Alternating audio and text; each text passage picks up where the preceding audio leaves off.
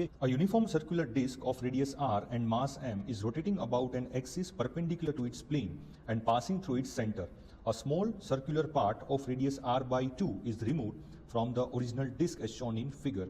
Find the moment of inertia of the remaining part of the original disk about the axis as given above. तो यहाँ जो है हमारे पास एक disc है, right, and the disc is rotating about the central axis. Okay, तो इसका जो मोमेंट ऑफ इनर्शिया है, आई ओरिजिनल पार्ट का जो मोमेंट ऑफ इनर्शिया है ये हो जाएगा mr² बाई 2. और अभी हमने ये जो पार्ट मैंने दिखाया यहाँ, ये पार्ट हमने कट कर दिया है जिसका रेडियस r बाई 2 है. इसका मतलब इसका डायमीटर जो है ये r हो जाएगा, राइट. तो इतना पोर्शन निकाल दिया है. तो अभी ये जो पार्ट बचा है, इस पार्ट का मोमेंट ऑफ इनर्शिया कितना होगा. तो हमें पता है कि जो moment of inertia of remaining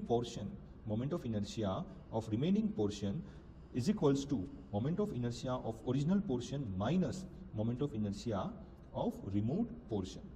तो हमें जो ओरिजिनल पोर्शन है उसका मोमेंट ऑफ इनर्शिया पता है mr² by 2, but remove portion का निकालना है. तो रिमूव पोर्शन यानी ये पोर्शन का जो मोमेंट ऑफ इनर्शिया है, ये व्हाइट वाला पोर्शन है, उसका जो मोमेंट ऑफ इनर्शिया है वो निकालना है. तो वो कैसे निकालते हैं, ये सेंट्रल एक्सिस से डिस्टेंस d पर है और d equals to r by 2 है, राइट. ये जो डिस्टेंस है सेंट्रल एक्सिस से ये पूरा r है, तो ये जो डिस्टेंस है ये हो गया हमारे पास r बाई 2, राइट. और मोमेंट ऑफ इनर्शिया निकालने के लिए इसका मास भी चाहिए. तो इसका जो मास है वो कितना रहेगा, तो हमें पता है m dash is equals to original mass into the area of the remaining portion, that is a dash by a, right. ये सिंपल इक्वेशन मैंने यूज किया है यहाँ. तो m जो एरिया जो है रिमूव्ड पोर्शन का, राइट, वो कितना है हमारे पास पाई इंटू r² बाई 4. क्यों, इसका जो रेडियस है वो r बाई 2 है, तो पाई r बाई 2 का होल स्क्वायर, तो ये हो जाएगा r² by 4 divided by original area pi r². So pi r² cancel, तो ये हो गया m बाई 4.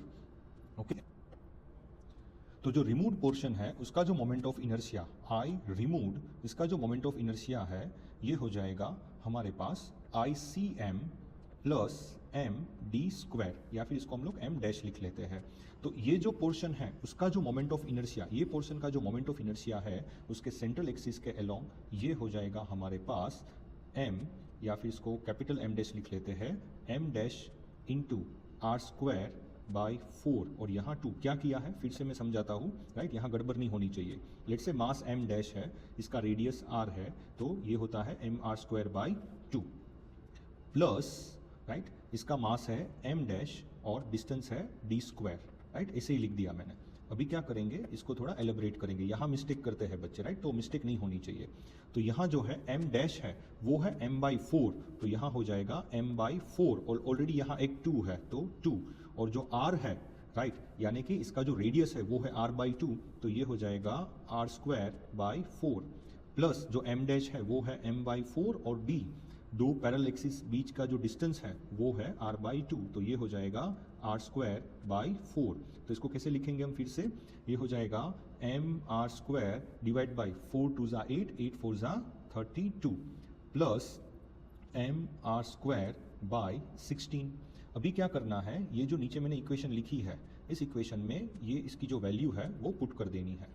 ओके, सो अभी एकदम कैलकुलेशन इजी हो गया. तो ये माइनस रिमूव पोर्शन की जो मोमेंट ऑफ इनर्शिया है ये है mr² by 32 minus mr² by 16.